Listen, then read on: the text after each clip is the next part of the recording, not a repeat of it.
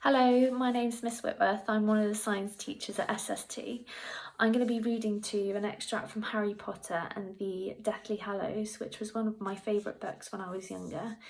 I'm going to be reading from chapter 26, Gringotts, and I hope you enjoy it.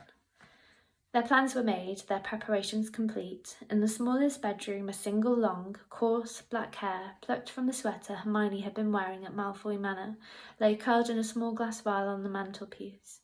"And you'll be using her actual wand," said Harry, nodding towards the walnut wand. "So I reckon you'd be pretty convincing." Hermione looked frightened that the wand might sting or bite her as she picked it up. "I hate this thing," she said in a low voice. "I really hate it. It feels all wrong. It doesn't work properly for me. It's like a bit of her." Harry could not help but remember how Hermione had dismissed his loathing of the blackthorn wand, insisting that he was imagining things when it did not work as well as his own, telling him to simply practice. He chose not to repeat her own advice back to her. However, the eve of their attempted assault on Gringotts felt like the wrong moment to antagonise her. "It'll probably help you to get into character, though," said Ron. "Think of what the wand's done." "But that's my point," said Hermione. "This is the wand that tortured Neville's mum and dad, and who knows how many other people. This is the one that killed Sirius." Harry had not thought of that. He looked down at the wand and was visited by a brutal urge to snap it, to slice it in half with Gryffindor's sword, which was propped against the wall beside him. "I miss my wand," Hermione said miserably. "I wish Mr. Ollivander could have made me another one too." Mr. Ollivander had sent Luna a new wand that morning. She was out on the lawn at that moment, testing its capabilities in the late afternoon sun. Dean, who had lost his wand to the Snatchers, was watching rather gloomily. Harry looked down at the hawthorn wand that had once belonged to Draco Malfoy. He had been surprised, but pleased, to discover that it worked for him at least as well as Hermione's had done. Remembering what Ollivander had told them of the secret workings of wands, Harry thought he knew what Hermione's problem was. She had not won the walnut wand's allegiance by taking it personally from Bellatrix. The door of the bedroom opened and Griphook entered. Harry reached instinctively for the hilt of the sword and drew it close to him, but regretted his action at once. He could tell that the goblin had noticed. Seeking to gloss over the sticky moment, he said, "We've just been checking the last-minute stuff, Griphook. We've told Bill and Fleur we're leaving tomorrow, and we've told them not to get up to see us off." They'd been firm on this point, because Hermione would need to transform into Bellatrix before they left, and the less that Bill and Fleur knew or suspected about what they were about to do, the better. They had also explained that they would not be returning. As they had lost Perkins' old tent on the night that the Snatchers caught them, Bill had lent them another one. It was now packed inside the beaded bag, which Harry was impressed to learn Hermione had protected from the Snatchers by the simple expedient of stuffing it down her sock. Though he would miss Bill, Fleur, Luna and Dean, not to mention the home comforts they had enjoyed over the last few weeks, Harry was looking forward to escaping the confinement of Shell Cottage. He was tired of trying to make sure that they were not overheard, tired of being shut in the tiny, dark bedroom. Most of all, he longed to be rid of Griphook. However, precisely how and when they were to part from the goblin without handing over Gryffindor's sword remained a question to which Harry had no answer. It had been impossible to decide how they were going to do it, because the goblin rarely left Harry, Ron and Hermione alone together for more than 5 minutes at a time. "He could give my mother lessons," growled Ron, as the goblin's long fingers kept appearing round the edges of doors.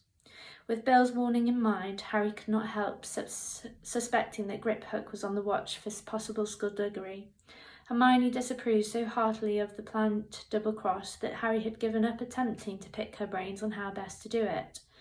Ron, on the rare occasions that they had been able to snatch a few Griphook-free moments, had come up with nothing better than, "We'll just have to wing it, mate." Harry slept badly that night. Lying awake in the early hours, he thought back to the way he had felt the night before they had infiltrated the Ministry of Magic and remembered a determination, almost an excitement. Now he was experiencing jolts of anxiety, nagging doubts. He could not shake off the fear that it was all going to go wrong. He kept telling himself that their plan was good, that Griphook knew what they were facing, that they were well prepared for all the difficulties they were likely to encounter, yet still he felt uneasy. Once or twice he heard Ron stir and was sure that he, too, was awake, but they were sharing the sitting room with Dean, so Harry did not speak. It was a relief when 6 o'clock arrived and they could slip out of their sleeping bags, dress in the semi-darkness, and creep out into the garden where they were to meet Hermione and Griphook. The dawn was chilly, but there was little wind now that it was May. Harry looked up at the stars, still glimmering palely in the dark sky, and listened to the sea washing backwards and forwards against the cliff. He was going to miss the sound. Small green shoots were forcing their way up through the red earth of Dobby's grave now. In a year's time the mound would be covered in flowers. The white stone that bore the elf's name had already acquired a weathered look. He realised now that they could hardly have laid Dobby to rest in a more beautiful place, but Harry ached with sadness to think of leaving him behind. Looking down on the grave, he wondered yet again how the elf had known where to come to rescue them. His fingers moved absent-mindedly to the little pouch still strung around his neck, through which he could feel the jagged mirror fragment in which he had been sure he had seen Dumbledore's eye. Then the sound of a door opening made him look round. Bellatrix Lestrange was striding across the lawn towards them, accompanied by Griphook. As she walked, she was tucking the small beaded bag into the inside pocket of another set of old robes they had taken from Grimmauld Place.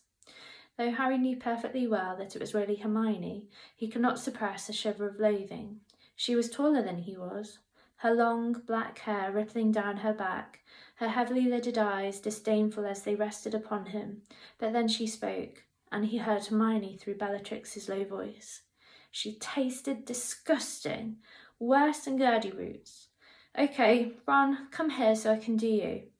Right, but remember, I don't like the beard too long. Oh, for heaven's sake, this isn't about looking handsome. It's not that, it just gets in the way.